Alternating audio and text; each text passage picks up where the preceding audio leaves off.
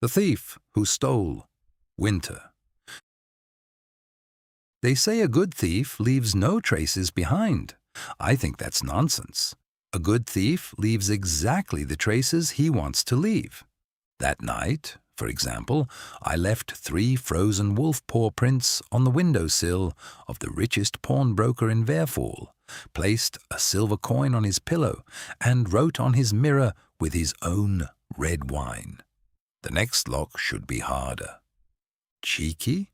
Of course, but when you're 22 years old, a Frostwolf demi, have been picking locks for nearly a decade and are now wanted in 5 districts under the name White Shadow, you're allowed to entertain yourself a little. My real name is Bastian. My ears are grey-white with dark tips and usually hidden beneath a hood. My bushy tail is harder to conceal and has ruined more escape routes than I care to admit. When I concentrate, I can freeze the moisture on metal into a paper-thin layer of ice, enough to jam the springs inside complicated locks, make hinges brittle, or cause a pursuer to lose his balance on wet cobblestones for 2 highly entertaining seconds. I can also hear gears turning behind a vault door, breathing behind a wall, and the faint click of a guard who thinks he's being especially discreet while loading a crossbow. My greatest strength has always been that I think quickly. My greatest weakness is that I usually act even faster. I didn't steal because I loved gold. Gold was heavy, noisy, and remarkably boring. I stole because, at 13, I learned that laws were mostly written by people wealthy enough not to fear them. My father had owned a small workshop in the North Quarter. He crafted ice blades for sculptors, cooling stones for healers, and frost-resistant fittings for merchants. Then City Councillor Mervan Dorrick raised the taxes on demi-craftsmen 3 times in a single winter. Father couldn't pay. Dorrick took the workshop. A year later, my father died in a communal lodging house on the edge of the city. Since then, I had enjoyed taking things from men who claimed they had acquired everything legally. My greatest wish, however, was ridiculously ordinary. I wanted our workshop back. The building still stood in the North Quarter, empty and boarded up. Every month I put money aside so that one day I could buy it back from the municipal debt office. 3 more major jobs, I had told myself. Then only 2. Then came the night I met Sarven, and suddenly everything became complicated. My target was the Winterheart, a fist-sized blue gemstone that had belonged for decades to the collection of Mervan Dorrick, who had since risen to the position of city treasurer. Officially, the Winterheart was a family heirloom. Unofficially, every reasonably well-informed thief in Veyrfall knew that Dorrick had ordered it removed from a frost demi-sanctuary 20 years ago. Its value? Enough to buy my old workshop 10 times over. So, shortly after midnight, I climbed across the copper roof of the city archives, leaped onto a stone gargoyle, and opened a 3rd-floor window. Dorrick didn't keep the Winterheart in his mansion. Too obvious.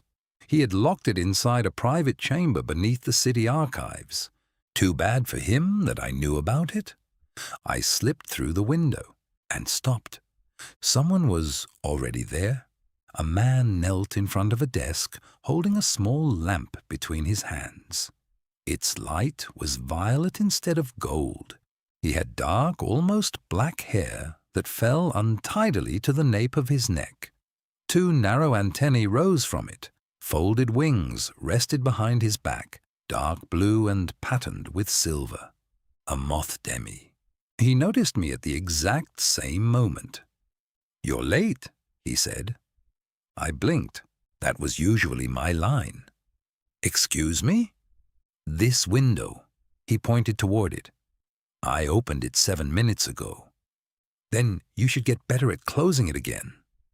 His gaze dropped to my lockpicks. You're the White Shadow. I'm offended. I thought my backside was more famous. His antennae twitched, just once, but I saw it. Sarven, he said at last. Did I ask your name? No.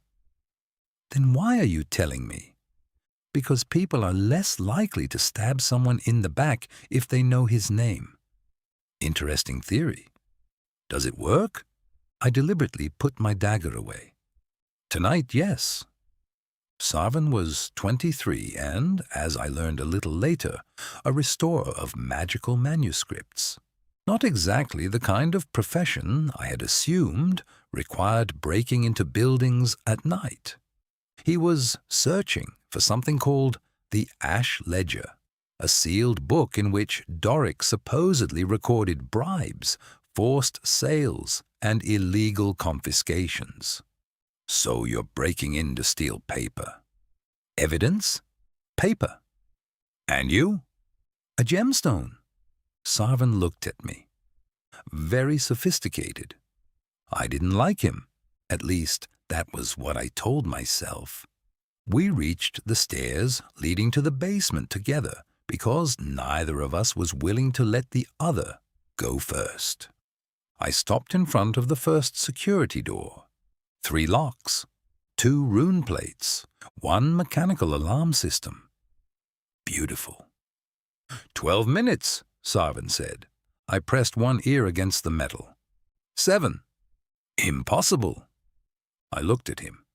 Want to bet? No. Coward. 6 minutes later, the door opened. I turned around with a grin. Sarven examined the lock. You damaged the middle rune. The door is open. That's not the same thing. It is exactly the same thing, just with less academic sadness. He shook his head. We continued. The first problem was waiting for us in the map room. The door slammed shut behind us. Runes flared to life. Don't move, Sarven said. Naturally, I moved. A faint click sounded. Sarven closed his eyes. What exactly does "don't move" mean in your language? Usually, move carefully. Thin brass needles slid out of the walls. That was a pressure plate. I had gathered that by now. Sarven's wings opened. It was the first time I saw them fully spread.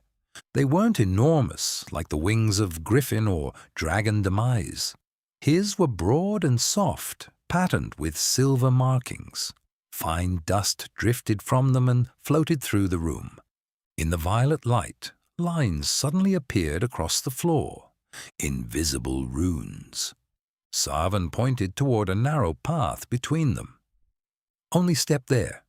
Useful. That was almost a compliment. Don't get used to it. We reached the other side. For the first time, I had to admit that working with someone else was surprisingly pleasant. Just a little. In the next room, we found a crystal key. I reached for it. Sarven did the same. Our fingers didn't touch. We both stopped just short of each other. I need it, he said. So do I. For what? A door. Which one? The one I want to open. He slowly exhaled. You're exhausting. Thank you. Eventually, we discovered a map embedded inside the crystal. 2 paths led from the archives deeper beneath the city. One to the Ash Ledger. One to the Winterheart. The key could open both chambers only once. That's a problem, Sarven said. That's exciting. He looked at me as though I had just claimed roof tiles were a meal. We argued for 10 minutes. Then we found a third option. The Winterheart was supposed to be displayed in 3 days during Dorrick's annual masquerade. The Ash Ledger was likely stored inside the same portable security case. We didn't need to steal anything tonight. We needed to find out how the case worked. Together. 3 days, Sarven said. Then we go our separate ways. Excellent. It took less than a day before we argued again. Sarven planned everything, not some things. Everything. He drew escape routes, backup escape routes, and a backup route for the backup route. What happens if this alley is blocked? He asked, tapping the map. Then I take another one. Which one? The one that isn't blocked. He stared at me. How are you still alive? Charm? That explains absolutely nothing. Even so, we worked disturbingly well together. I acquired invitations to the masquerade. Sarven forged the magical seals on them. I slipped into Dorrick's warehouse and stole the blueprints for the security case. Sarven discovered a hidden second compartment inside it. In the evenings, we sat on the roof of an abandoned bell tower and compared what we had learned. At some point, he told me why the ledger mattered so much to him. His mother had once owned a workshop that produced luminous inks. Dorrick had confiscated it 6 years earlier because of supposed debts. She never wrote again afterward, Sarven said. His usually precise voice became quieter. Not even for herself. I knew what it was like to lose a place, and only understand later that buildings could hold memories. He took my workshop too. Sarven looked at me. For once, I didn't make a joke. That's why you want the Winterheart? Partly. And the other part? I pulled my knees closer to my chest. I'm good at stealing. Half of Veyrfall knows that. No, I mean really good. When I see a lock, I want to know if I can open it. When someone says something is impossible to steal, what I hear is an invitation. That doesn't sound healthy, says the man who keeps lists of backup escape routes. He laughed. Not much. But this time, I saw it clearly. After that, something between us began to change. Not suddenly, not like a fairy tale. I simply started noticing little things.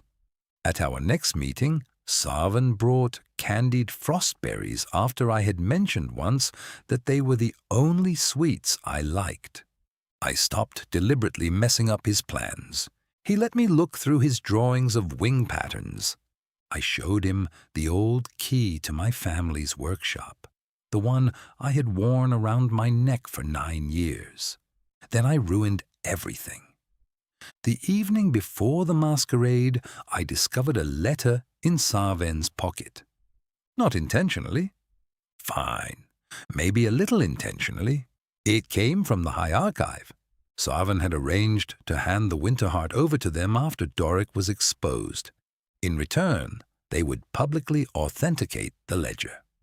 I waited for him in the bell tower. So you were planning to tell me at some point that my share was going to the archive? Sarven stopped. He understood immediately. Bastian. Since when? Since yesterday. And yesterday evening, we were sitting right here. I wanted to make sure they would actually recognize the ledger first. You could have asked me, and you would have said no. I laughed without humor. Wonderful. Then lying was obviously easier. I didn't lie. My ears flattened. Don't do that. He fell silent. I hated how disappointed I was. Not because of the gemstone, because of him. I thought we were partners. We are. Partners make decisions together. Sarven's antennae lowered slightly. I'm bad at giving up control. And I'm bad at trusting people. I know. Then maybe you should have considered which one was worse. I left. For an hour I walked across the rooftops of Veyrfall, then another. I could have disappeared, stolen the Winterheart alone. sold it. Bought my workshop. Let the rest become Sarven's problem. Instead, shortly before midnight, I stood in front of the building that had once belonged to my father. The old wooden sign still hung above the door. Beneath frost and dirt, I could make out his carved wolf emblem. And I realized something I didn't like at all. I wanted the building back, but not at the cost of being alone again. So I returned to the bell tower. Sarven was still sitting there. "I'm not giving the Winterheart to the archive," I said. He stood. "All right, but I'm not selling it either." He waited. "We take it back to the Frost Sanctuary." Sarven's eyebrows rose. "Then you won't get your workshop." "Not yet." "Why?" I stepped beside him. "Because I've spent my whole life taking back things that men like Dorrick stole. It would be pretty embarrassing if I made an exception for the biggest piece of stolen property of all." Sarven was silent. Then he said, "I'm sorry." No explanation, no justification, just that. I nodded. "So am I." "For what?" "For throwing your backup escape plan into the fireplace." He stared at me. "That was you?" "Maybe." He started laughing. So did I. When it became quiet again, we were standing close to each other. Not by accident. I had spent 3 days watching every movement this man made. By now, I knew when his antennae twitched in irritation and when the corner of his mouth moved just before he smiled. But I didn't want to guess. "Sarven?" "Yes." "Can I kiss you?" His answer came calmly. "Yes." So I did. No dramatic storm, no destiny, just his hand on my shoulder, my fingers resting against his sleeve, and a kiss slow enough that neither of us could pretend it had happened by accident. When we pulled apart, Sarven said, "That was surprisingly careful." "Don't tell anyone." The following evening, we entered Dorrick's masquerade. Sarven wore dark blue clothing embroidered with silver. I wore a white coat. "Subtle," he murmured. "I'm an artist." The ballroom was filled with merchants, magistrates, and nobles. The security case stood in the center. At midnight, Dorrick stepped onto the stage. I hadn't seen him this close in years. Older, broader, self-satisfied, he gave a speech about prosperity and order. Then he opened the case. The Winterheart glowed blue. I heard Sarven whisper beside me, "Now." The lamps went out. "My work!" Shouts filled the room. Sarven's wings opened. Silver dust spread through the air. Writing suddenly appeared across the walls. Pages from the ash ledger. Names, amounts, confiscations, bribes. Everyone in the ballroom could read them. Dorrick roared for the guards. I was already on the stage. "You!" He didn't recognize me, but I recognized him. "Nice collection," I said. Then I took the Winterheart. He reached for me. I froze the marble beneath his boots. Dorrick slipped and landed with remarkably little dignity in front of his own guests. I jumped over the balustrade. Sarven triggered the next projection. The complete ledger pages appeared across the ceiling. Dorrick's people could no longer pretend they had seen nothing. We ran through the kitchen, across a balcony, onto the neighboring roof. Behind us, alarm bells began to ring. "Left!" Sarven shouted. "Right is faster!" "Right ends at a wall." "That sounds like a problem for people without climbing claws." Sarven swore. We went right. The wall was higher than I had expected. Not a word. I didn't say anything. You think very loudly. With Sarven's help, We reached the roof. At sunrise, we carried the Winterheart to the abandoned frost sanctuary north of the city.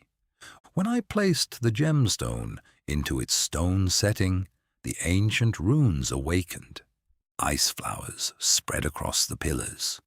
For the first time in decades, the deep hum of frost magic filled the sanctuary again. I simply stood there, Sarven beside me. "Do you regret it?" he asked. I thought about my workshop. "Ask me again when I have to pay rent." He smiled. Dorrick lost his position within a week. The Ash Ledger had become too public to disappear. Confiscated properties were investigated, compensation was approved, and 3 months later I received a letter. My father's workshop was being returned to me. I read it 4 times, then once more. Sarven found me that evening sitting on the floor of the empty building. "You could at least steal a chair," he said. I looked up at him. "I've stopped." He fell silent. "Stealing chairs," I added. "Of course." Today, a wolf emblem hangs above the door once again. I don't repair cooling stones like my father did. Officially, I work as a security tester. Rich merchants pay me to break into their vaults and then explain how I did it. It's almost stealing. Just with an invoice, Sarven restores old manuscripts in the back room and makes luminous inks. We work together often. We argue often, too. He still plans too much. I still plan too little. Whenever I have an especially bad idea, he simply looks at me now and asks, "Bastian, is that a plan or an impulse?" Most of the time I answer, "Yes." And sometimes when the rooftops of Veyrfall turn white in winter, we climb back onto the old bell tower. Then Sarven sits beside me, his wings beneath the moonlight, while my tail rests across the cold stone. For a long time I believed freedom meant needing no one. No promises, no partners, no door you had to return to. I was wrong. Freedom isn't always being able to disappear alone. Freedom is knowing that someone will leave the door open when you come back. Of course, I still lock it. After all, I'm a master thief, and a good lock is a matter of honor.